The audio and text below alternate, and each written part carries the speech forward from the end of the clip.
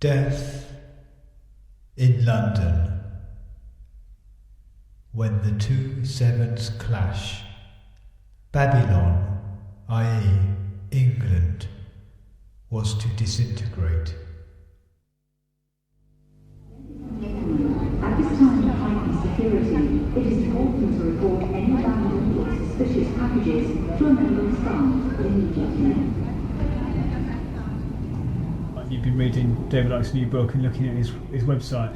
Yeah, well, I think the first thing I have, but just to reiterate what you were saying there, I remember a couple of weeks ago we were in a pub, and I remember you saying, Peter, that you were expecting that this would be some sort of timeline here that was of crucial importance to the Illuminati plan, and you were saying that it wouldn't be a surprise if something happened in the next few weeks, some sort of bomb attack.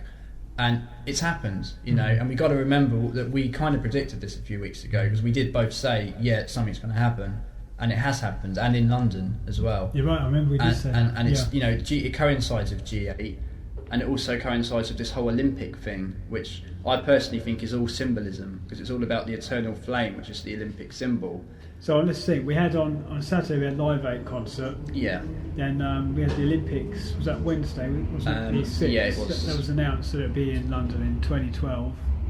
And then the next day we had the bomb attack in London on the opening day of the G8, which went on to Friday. So that's all within a sort of 6-7 day period. Yeah. So there's a lot going on there. Live Aid, I wouldn't really call that part of any conspiracy. I think there was good intentions there, and I think it was a fascinating display of sort of empathy. But I don't really think that it's going to have a huge impact on anything, unfortunately. I think, all of these musicians and people we mean well have kind of been played like a cheap guitar, really, because they have the right mindset, but nothing's going to change. And I think it's a bit silly nowadays to expect there to be change. It's kind of like an ever-repeating cycle of ignorance. It was like the same feelings are running through people's minds that they were 20 years ago, and nothing's changed. It's got worse. Even Bob Geldof said it's got worse. So 84 was a long time ago. Yeah. Idealistic, maybe. Yeah. It's a great concert. I went to some of it in London. It was a great day, but obviously that was before the bomb attack happened and the Olympic. But let's not get ahead of ourselves. We have the Olympic thing, and there's a beacon, isn't it? A torch they carry from. Yeah. Place to Well, it's place. like an ancient symbol. This is. It goes back, I think, to Babylon, and it's like a sort of eternal flame, and it kind of represents knowledge. It's kind of saying we hold the knowledge, and you don't, basically. Right. And this is the eternal flame. And you've got newspapers, and you've got pictures of the bombings the next day. You've got photographs from the scene, and then next page you've got the Olympic sign, which is the eternal flame.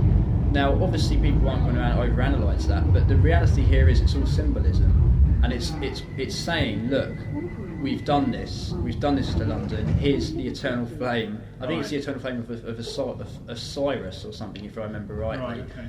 And it's most people won't associate the two, but it's all symbolism to these guys. It really Subconsciously, you'll remember you saw you the will two together. absolutely. Yeah. You will, and you always remember when you think the Olympics, you think the eternal flame. Yeah. You think London, and this has happened. Now, 2012, that's a year that's been heralded for a long time to be a year of, some sort of awakening and that. And it happens to be in London, the Olympics, which has been said to be a centre of global conspiracy. So maybe it's no great surprise that London. I don't think it is, really. I don't think it is. No. But I think, just going back to this bombing though, Peter. Which is the very next day. Yeah, which was the next day. There's already stuff coming out that Let's get is this a down bit now, strange. because we don't know how. Yeah, there are already anomalies coming to light here about this, and I know that people are going to say, "Oh, you're obviously going to find something to cling on to, and to say this is a conspiracy or whatever." Right. But it's that mindset that keeps the few controlling the many, because you start going, "Oh, you're just going to believe in a conspiracy because you want there to be a conspiracy." No, that's because why there is a careful conspiracy. to put that at the start of our discussion. We are conspiracy researchers, but we don't want to be drawn into taking that view immediately. No, sure. But it turns out, for example, and this is not a theory, this is fact, this was mainstream media reporting this, the first bomb went off at 8:49. So let's change that, 11 minutes to 9. So that's already symbolism right there. 11 minutes to 9, 9/11. No, I didn't realise you know, and it ties in with 9/11. Yeah. And you know, so people are going to go, "Oh, it's just coincidence." No, because nothing's coincidence to these guys. It really isn't. And when you Yeah. research this, you realise that. Yeah. And also, you've got the fact, and you highlighted this, Peter. You've got the mayor, the old mayor of New York. He was the mayor during the times of 9/11. Another significant thing here is that Rudolph Giuliani. Yes, That's his name. it was on. It came on the TV at least twice. Yeah, and he was in they London. said he happened to be in London on that day, and they said, "Oh, just by an amazing chance." I think even the presenter said, "By an amazing chance." He's in London. He's in yeah. London that and day. That's. I'm sorry, but I really don't buy that. There's something going on there. Definitely, it didn't seem, because why wasn't he at the G8? Precisely. If he was here at all, or you know, why would he be in Singapore if he was? Because New York had an Olympic bid, Yeah. and so surely he'd be in New York. He'd be in Singapore where they did. And then the other thing is Ken Livingstone obviously wasn't here. He was in He was Singapore. in Singapore, so why wasn't Mayor Giuliani? If he was travelling at all, you'd have Mm. thought his business would have taken him to Edinburgh or Singapore, not London on that day. Yeah. It's. I don't know. I mean, there's something there. He has got a that needs strange to be explained. face. He seems to be smiling all the time when he talks. I don't know if it's that kind of slightly Robert De Niro kind of gangstery sneer, but it did seem to be like he was grinning almost at the end of when he was talking about this. I know He it's doesn't seem very sincere to me. a bit like that I'll say Jeff that much. Hoon, who seems to be Yeah. smiling all the time when he's talking about nasty stuff. Yeah. And But I think there's some other things we need to sort of get down here on this recording Yeah. because it's in our mind well, at the it's moment. fresh, yeah. The first thing is I think we can't afford to be overwhelmed by the official view of this and the mainstream reporting, because that's what happens. Even at our level, we still become subject to this hypnosis, which is the mainstream I media. was trying, when it happened, to think, okay, we may not be Yeah. getting the real story here, but at the same time, Absolutely. all that's happening. Okay, it's not the same as flying planes as buildings. You could No. do this at a lower level, But the thing is, you have to remember that this was the most, but it's the biggest and also the most organised and synchronised terrorist attack on London of all time. well, the first report that came through I got was that there was an electrical surge on the tube, and I heard that about 9 o'clock on the morning it happened. 2 electrical surges that caused explosions. So it might have been, I thought, well, an electrical surge, if someone sabotaged a generator or something like that. And then it turned out the electrical surge was probably just Right. caused by an explosion, or maybe, that's just what happens when you blow things up. But, then you start thinking, okay, there are bombs, and the bus was another one. In fact, To be said here is this is all about generating fear. That's all it is. This is all about creating fear in people's minds. And it's worked, because when I was at work on Thursday and I was in an office, typical kind of office scenario, and there was fear even in that office, because we got this really kind of like scary looking email from the sort of corporate sort of people up in London, and it was always a chain mail going out to every department. Sure. And it was giving you a list of things that you need to do. You need to stay in your office. You need to. It's all in bold. Sure. It's saying you stay in your office, don't travel. If you can, don't use public transport when you walk home. Blah blah blah. It was almost about. It was treating it like some colossal event, which of course it was. But it's also generating fear in you, because you're beginning to think, well, is there something more? What's going on here? And it was 9/11 all over again to a certain degree. They even got the big TV out and people were carrying over it watching this. And it's all about creating fear, it really is. I mean, there's a few other things that I really think we need to get on this recording that I've found out just through doing a bit of reading on forums and that. This is the kind of thing you're not going to hear in the media, and it's also the kind of thing that will be forgotten very quickly, but it does need to be said. Yeah. It might be true, it might not be true, but let's just get it out. Sure. Firstly, I've heard a lot of people say that on the Wednesday, which was the day before these terrorist attacks. So it's the day the Olympics were announced. Yeah. Yes. Yeah, and these are reports coming from people who are in London, just doing their daily commuting on Wednesday. Right. And they were all saying that it's strange, because on the Wednesday there was a hell of a lot of delays on the London Undergrounds, and a lot of tunnels were closed off for no reason. Right. And also there were just all sorts of reports of train derailments and lines being closed down and reopened. and basically just general delays that are a bit more than normal. Maybe this does coincide with the fact that bombings happened. Maybe they were closing them off because they were closing them off, and then someone was running in there planting a bomb on the track. Okay, on the track rather than in the train. Who knows? I don't know. I mean, who knows? But now, one point here that's mystified me. Now, this morning they've claimed that all 3 bombs on the trains went off at the same time. All right. Now, I'm not quite sure how that could have happened unless they were controlled remotely. Good point. Because they were saying there's a timer, but if someone had to put it on a train at a station, jump off the station, because if it's not a suicide bomb, you may as well get off and you can fight another day. Yeah. You put it on a train, the timer must go off in 30 seconds or a minute between tube stops. So how's that going to happen for 3 simultaneously in 3 parts of London at once? Good point. I don't know. I mean, yes, they're all controlled by one transmitter. It does. And the other interesting thing is people are saying, it's mobile phone, like someone's rung the bombs and they've blown up. You don't get a mobile phone signal on the underground. You don't know. They're thinking of putting the masts down there. It was on the news about a month ago. They're going to put the masts which down. Which will amplify the signal. But they're not there now. No. Which is important. So they must have been controlled. They might have been programmed to all go off at the same time. Yeah. But then they've got to all be on the trains already, haven't they? They do have to be on the train already. So maybe they were on the track. And if they were on the track, then this ties in with the idea that they had to be planted on the track, which possibly does relate to the reason there were so many delays, let's just say. Or if they were put on the trains, they're all timed to go off at the same time. So they're either in the tunnels, but then they've got to go off at the right moment as the train goes by. Unless the train triggered it by going by, knowing there's a train every 2 minutes. It was said they all went off at once, but maybe at once is within a minute of each other or something. It's difficult. I mean, there's lots of trains at rush hour. We're not going to know what's going on here, but I mean, obviously with 9/11, we're still not told the official story behind that, and it looks to me, from reading the accounts of this, that 9/11 there was bombs already planted in the World Trade Center that went off to bring the buildings down. Yeah. That's almost evident that happens, and anyone who knows about construction will tell you that.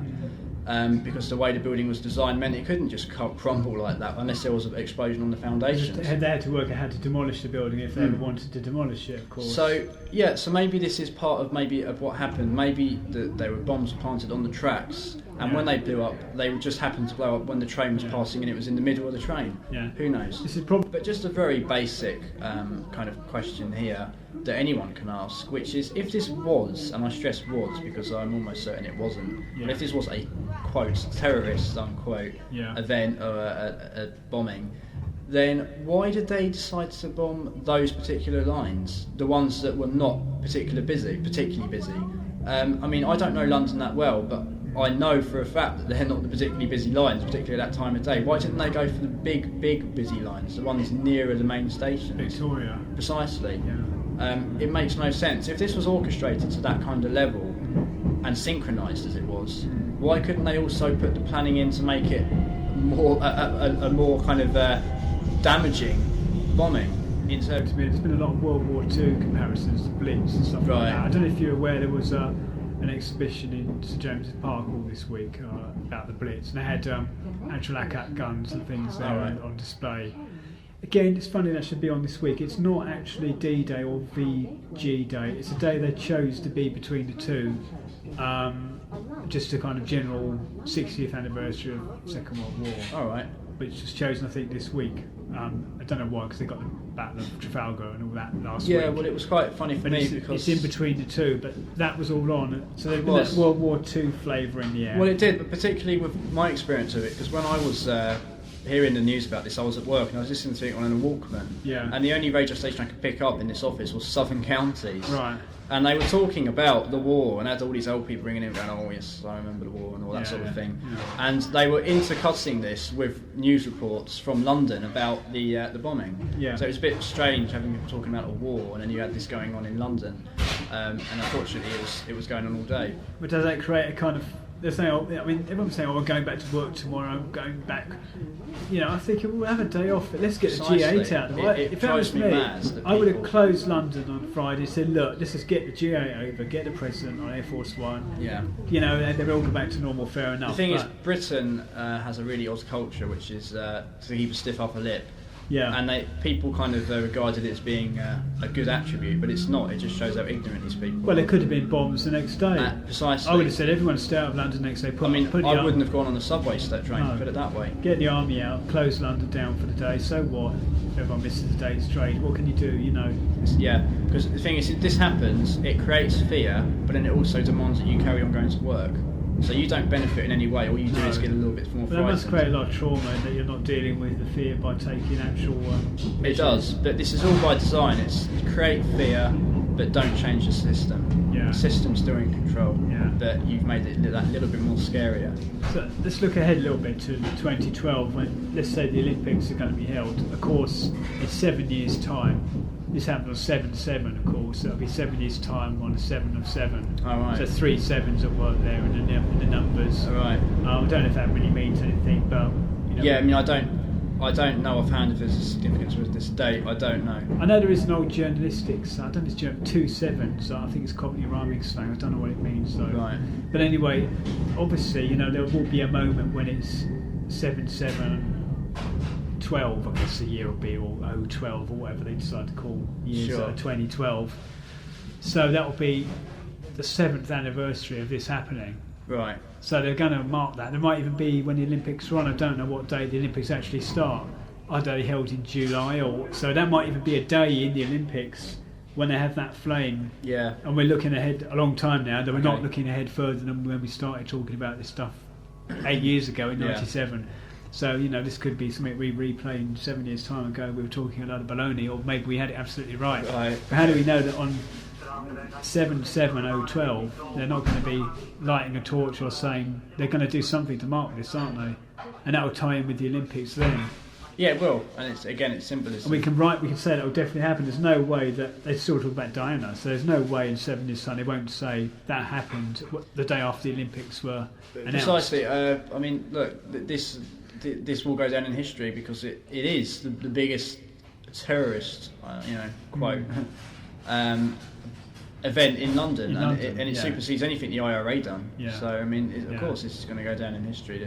And it will be remembered for a long time, but for all the wrong reasons. Because all the time that the manipulation's there, people are going to have this false sense of what actually happened. Exactly the same with 9/11. They're going to create the reality that this was Al Qaeda, which they already have done. Yeah. Now, within about 15 minutes of reports of the first straight away. bomb, they were saying it was Al Qaeda, and they didn't even know it was. There's a website, but it goes on. No one thinks Precisely. to take the server down. Well, the media just started saying it was terrorist straight away, and everyone suspected that it was terrorist. Well, it is when it's one or two, if it's more than one bang, you've got to assume something's going on. Absolutely, you do. But it was just the fact that they used the same old speech as they did before with 9/11, just dredging it back up. Oh, it's Al Qaeda. You know, it's just obvious. It's just like a film. You're watching a film play out. Yeah. That's all you're doing.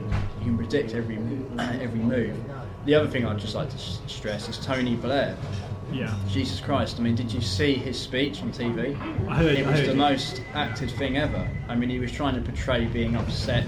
He was even showing signs of, being sort of reflective about it. But it was all acted. There was like phony pauses and phony looking up into the air and looking back at the camera type moments, and it was just absolutely diabolical. Well, he certainly got around this week. 'Cause he was in Singapore one day, then he went to Scotland, back to Britain, and then back to London, and back to Scotland again. And you wonder how this is all organised. But I think I just want to stress that it's hard to convey it unless you saw it yourself on the TV. But it was just obvious acting from Tony Blair. That's all I want to say about it. It was just he wasn't showing any real signs of being upset about it.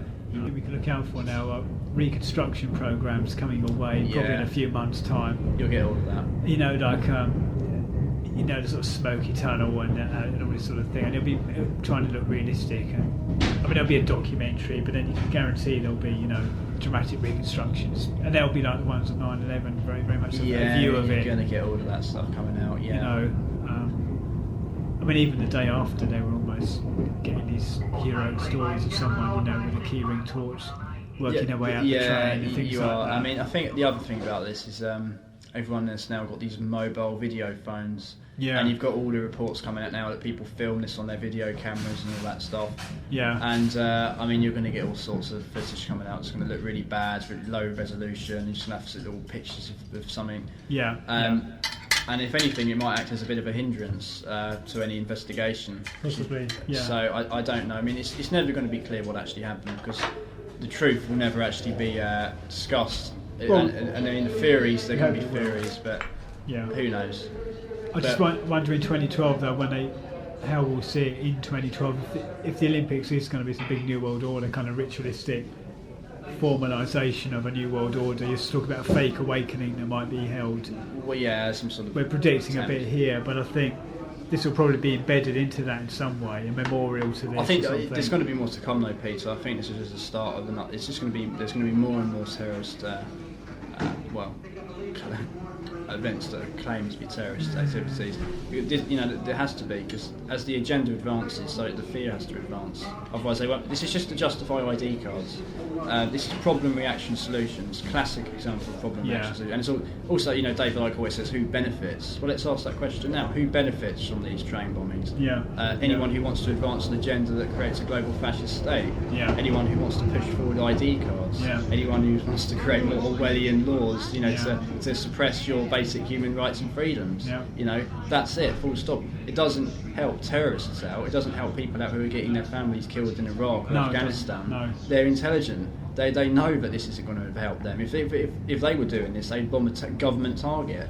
They wouldn't bomb innocent people on a train. And I've had enough of people saying that Muslim people, people who are Islamic fundamentalists, would do something like this, because they fucking wouldn't. No, we don't know. We've never really seen that they have, particularly. I don't know. I'm not an expert on terrorism, but there would need to be some shining examples of. There would be, and I'm not saying that fundamentalist Islam is a good ideology. Now, the reaction is fear, and the solution is going to be ID cards, and it's going to be other things as well that we're probably going to see soon, in speeches and all this stuff. Yeah, I wanted to be ID cards. I had a theory myself that they might go straight for microchips. And that was conjecture. I said this to someone only a couple of weeks ago, but before this happened, actually. Yeah. Because Jack Straw's not particularly supporting ID cards, and I wonder whether they're almost undermining them a bit, and they might think of something else. Well, something important has to be said here. I heard a story in the news a few days ago about this Japanese company that have invented mobile phones now that actually go into your brain. Right. So it's actually a form of electronic telepathy. There's actually a mobile phone in your head. Right. And they actually say that they could make these now, because they've spent the years researching it and they know exactly how to do it.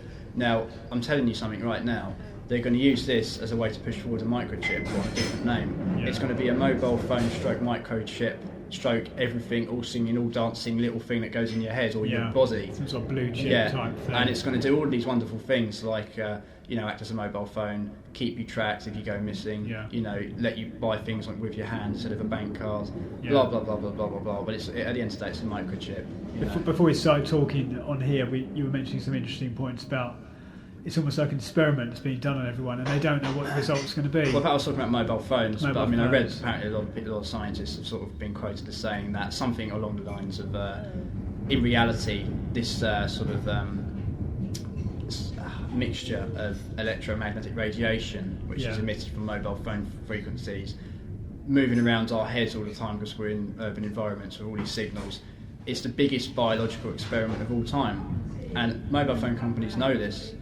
So does the government, but they're not going to even admit it to anyone because they want you to think that it's proven science, it's safe. But the truth is they haven't got a clue what the long-term effects are. There's a new atmosphere in this country. It's a pretty scary atmosphere. It's quite clear that Tony Blair wants to use the aftermath of the bombings in London to try and shift opinion in his favour in terms of the war, in terms of opposition and all the rest of it. There's a frightening atmosphere against Muslims in this country and a clampdown on democratic rights to protest, freedom of speech and all the rest of it. This is the climate that we're now operating in, and the cameras that we've all been filmed by is just one aspect